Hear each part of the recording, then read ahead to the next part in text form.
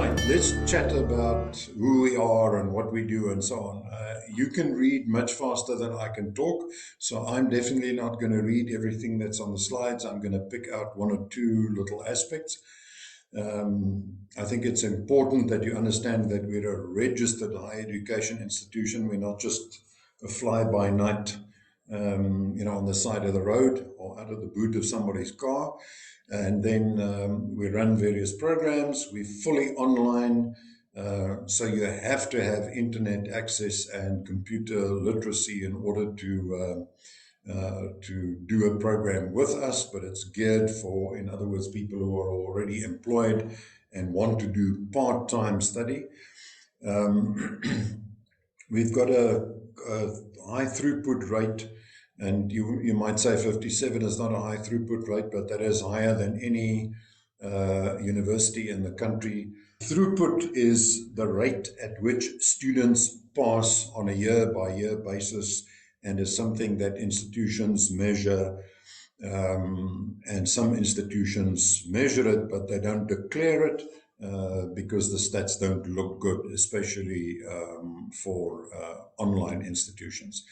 So that is a good stat. User satisfaction, so customer satisfaction, student satisfaction, that information you can see there.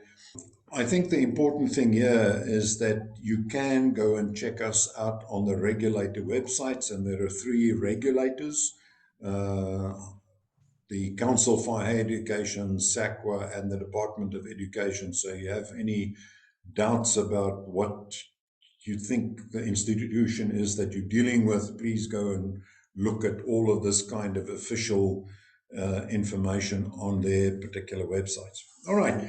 So as I said, the NQF levels stack up in the following manner. There are 10 of them. Matric or grade 12 is the NQF level 4. And then after that, you can then join us for a particular qualification. So if you're somebody that has a matric, or if you're older than 23 and you've worked in the field already for a number of years, you can also on that basis join us for an NQF level 5 qualification. If you already have an NQF level 5 qualification in an applicable field, so not fine art, but something that is applicable to facility management, the field of facility management, then you can come and join us for an advanced certificate NQF level 6. And if you already have an NQF level 6 qualification, you could join us for an NQF level 7, but there are very specific requirements in terms of marks achieved. Broadly speaking, the NQF level 5 you see there, and then the NQF level 6 is split into 2 separate qualifications. The one is a specialization in maintenance management. The light gray block over here, we'll talk about in more detail just now, and then the specialization in soft services management, the dark gray block over here, and then the advanced diploma. So I'm talking about the advanced diploma. It's been approved by the CHE, but as we say over here, we are still waiting for paperwork from SACWA and the DOHE. How long that is going to take, you may just as well ask how long is a piece of string. I have no idea, but we will certainly inform the market immediately. And we're not allowed to offer it. Although the CHE has approved it, we're not allowed to offer it without 2 pieces of paper from those 2 institutions. And so we have to wait for that. All right, before we go into the qualifications, I just want to talk about facility management and the story of facility management in Africa for a moment. You see here a very interesting building. This building is located in Geni in the country of Mali in West Africa, and it's a mosque. And the interesting part about this building and why it's such an interesting FM story is the fact that it's been around for almost 900 years. It is a mud and wood structure that has been around for 900 years. Now, guys, it is absolutely iconic in the way it represents best practice in facility management. And I'm not talking about technology. As you can see on the right-hand side, still today, very low level of technology is applied to maintain this building, but it is a world-class example of facility management and particularly maintenance management. Um, yeah, brick and mortar buildings in this country have survived for less uh, time than it took to build this thing, never mind 900 years, and due to maintenance. I think if you compare this building to Eskom, you have a good idea. This thing is still working 900 years later. Eskom is hardly working, and it's all to do with maintenance, and maintenance is facility management. Okay, what do we offer? The three certificates quickly. The highest certificate, enrollment, a matric or older than 23 years plus experience. And then the duration full time is 1 year, but the duration part time, the way we offer it, 2 years. And that's not because we want to do it that way. That's because that is the regulation. That's the way the regulators have scheduled it, and that's the way it needs to work. So we don't stand in the way of people who have the time to do it in a year. You can let us worry about the paperwork, but that is like maybe 3% of students ever that have been able to do that, people that have that kind of time to complete a full-time, a part-time study in a full-time period, even though they are working. All right, so what are the core modules? Facility management theory, and you can see their origins, integrated nature, theory and principles, objectives, and so on and so forth.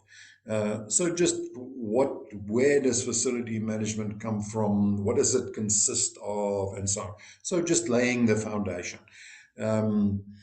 It's like learning to ride a bike. If you know where the pedals are and how the chain works and the fact that the wheels turn when you push the pedals, you have a good idea, and then you can get on and start using it. So that's what theory is about.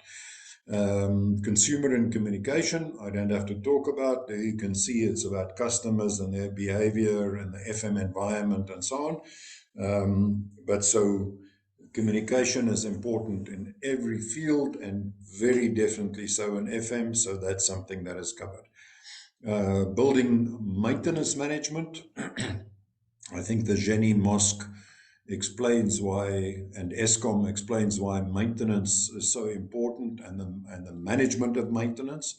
And here you can see we talk about issues like building condition assessment, long and medium term operations, management programs or maintenance programs, life cycle, and issues of that nature. Space planning, in other words, how do we organize our buildings, whether it's a school or a factory or an office building? How do we utilize space? How do we look at space analysis?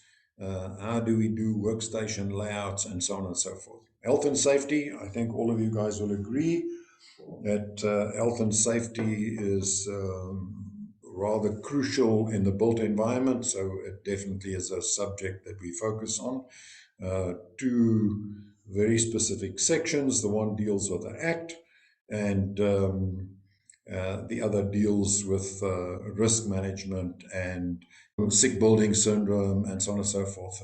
So other issues related to health and safety. All right. Then soft services, I think, is clear. So all of you have an idea what soft services are about, but we look at what these services are, what quality control with regards to these services would be, service level agreements, and so on and so forth. And then financial management of AFM. You can see what the issues are that we deal with. Again, life cycle, we deal with the budgeting and productivity and so on and so forth. So just the money side of FM. All right, guys, I think what is important is that you keep in mind that NQF level 5 is at, if you think about a triangle, NQF level 5 is the bottom part of the triangle. It is wide, and but it is rather shallow. In other words, there isn't huge amounts of content that is built into this program. It is a beginner's level, all right? And I will talk about exactly where that places you on the SAFMA professional registration list shortly. So you'll see how that ties in. But it's a first year, and the first year at a university anywhere is a beginner level. It's laying the foundations. All right. If we then go to the advanced certificate, we're looking at NQF level 6, so it's a second year. There are, again, 2 foundational modules and then the core modules and a capstone project. And it's important that we look at this because this project is what happens once you have taken on board all of the knowledge that we can share with you, and you then complete a final project, the capstone project, which is the last thing you do, and it is based on all of the knowledge that you've gained, and it's like an exam. So it's a final assessment activity. And so very different from the higher certificate, which doesn't have this. The advanced certificate has this requirement, and it's all about making sure that students can apply the knowledge that they've acquired within a practical kind of environment. All right, there are 2 electives I've said earlier on, maintenance management and soft services. We'll look at that just now. Enrollment requirement is NQF level 5. Already, you must have an NQF level 5 qualification from somewhere else or from the academy, and then it will take you 2 years minimum. All right, orientation is just, again, to orientate yourself with how the academy works and what all the processes and procedures are, so getting the lay of the land. Business communication, equipping a student with academic and business communication skills to complete undergraduate studies. You focus on understanding academic and business text, research skills, and writing and academic business reports. And that is done in the initial period before students take on these modules, the core modules. Again, theory, I don't have to talk about theory because we've spoken about it. Think about facility management as 2 concepts for a moment. It is the management of facilities. So we obviously need to focus on management. So you have a module called management. In the FM context, our delegation and supervision and performance evaluation and leadership and all of that kind of stuff works because it's important for every other module. So because you need to learn how to work within the structures of some kind of demand organization as a facility manager and the people in that organization. Contracts and service level agreements. So the focus is here on service level agreements, but we look at law of contracts, we look at how to manage these contracts and exactly how a service level agreement should be put together. And we work with a best practice example of ISO 41012 as our guideline. All right, so service level agreements, because you're going to use service level agreements in the FM environment. Doesn't matter what you're involved in. So a good understanding of that is important. You may work with projects. Many of us do. So we do project management. What it is, how does it fit into the life cycle, how do projects function and their life cycle, structuring and scheduling of project work, and so on and so forth. So a module on its own. Risk management principles, frameworks, and processes of risk management, because the risk is crucial for maintenance, and it's crucial for projects, and it's crucial for service level agreements. So risk is applicable across the board. It's a management tool, and therefore it needs to be understood. Okay, information management systems. More and more FM relies on computer-based systems, on software for the maintenance, especially of its maintenance work. Okay, sourcing. So sourcing, the risks and benefits of sourcing, outsourcing, insourcing, outtasking, co-sourcing, all of that is dealt with. And how to manage the sourcing decision process in an organization. We make a very clear distinction between sourcing and procurement. Most organizations don't. But when you come and do this program with us, you'll find out why we do that and why it is important to a facility manager to understand that kind of process. Sustainability also becoming more and more important, especially from a cost perspective, for especially when you look at the life cycle of an organization and maintenance work and refurbishment and so on, to consider sustainability issues. So sustainability, we look at very practically, from a green building kind of perspective. So that is covered.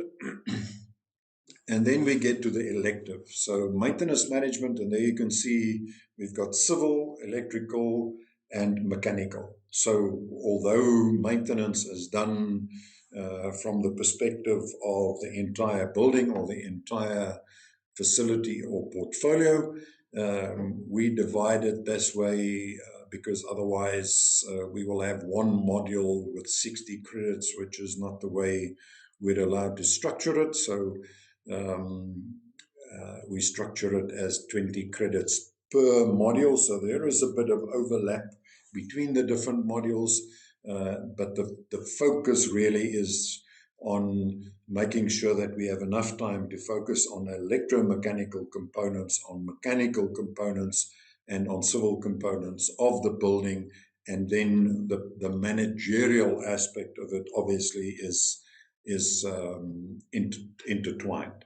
Then we get to the electives for the soft services side of the business, and there you can see housekeeping, hospitality, security, landscaping, food management, and reprographics. So all of the, not all, but a good chunk of the soft services that are normally rendered within an office kind of environment, we cover during this particular elective. So let's just be clear. Students who do the maintenance management elective do these modules. Students who do the soft services elective do these modules, and they don't do any of the maintenance management modules, and vice versa.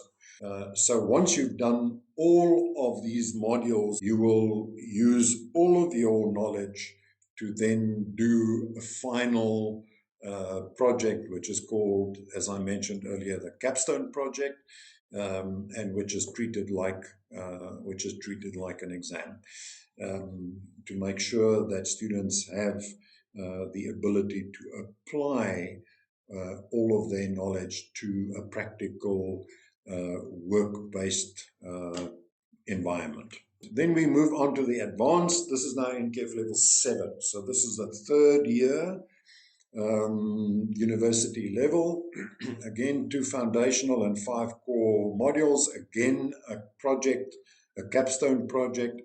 To enroll, you have to have achieved at least 60% average for your NQF level 6 qualification. And again, the duration is 2 years. It's offered over 2 years only. I don't have to repeat orientation and business communication because we've already spoken about those. So the level is higher, but the basic content is the same. And then the core modules. Facility management theory. We've spoken about theory. But now, just remember the theory content will be slightly different. So we will cover everything that was covered in NQF level 5 and 6, and you add to what we now require at NQF level 7, because this qualification really is focused on people who will be managing the entire facility management function within a corporate context. Again, management for facility managers, but now we go beyond the maintenance department or the soft services function. We now incorporate everything, so space, soft, and hard services into what we deal with from a management perspective. And we deal with what the manager has to now focus on from his or her level up in the organization. The down stuff we've dealt with, and obviously that will be covered. So when I say the down stuff, I mean what is below the level of a manager, the functions and that he or she has to deal with. We're now looking at the rest of the triangle, what is above and how to fit into that corporate context and manage within that corporate context. Maintenance management, again, will include what we dealt with in 5 and 6, NQF level 5 and 6, but the focus here is on managerial issues, the principles, the processes in the field of FM, how to evaluate, select, and apply those within a safe and integrated and effective and efficient delivery of FM across the infrastructure services of the organization, and whether that's a portfolio or whether that is a single building, doesn't really matter. The principles are the same. All right. And then soft services is exactly that, but it's only focused on soft. So you'll see the write-up, the brief blurb below that is exactly the same as for maintenance management, but it's just focused on the soft. But so here you can see we do maintenance management, we do soft services, and we do space. Because this person doesn't have the luxury of selecting, what they want to deal with. They have to be able to incorporate all of the knowledge for all of the entire facility management function within the organization. All right, and then finally, capstone. I said I would talk about SAFMA and how this all fits with SAFMA designations. A lot of people, and I hope most of you are members of SAFMA, South African Facility Management Organization. Its designations work from the bottom up. So let's first start with the CPF, so the Certified FM Practitioner. If you have 2 years and you're working somewhere within facility management, you can register with them. If you want to be registered as a certified FM supervisor, you have to have 3 years of experience. And now you can see here, you have to have an NQF level 5 qualification. So that's the highest certificate. If you want to be a certified FM professional, so the third level, you have to have 5 years of experience, and you have to have an NQF level 6 qualification. All right, and for that, as I said, we offer either maintenance management or soft service electives.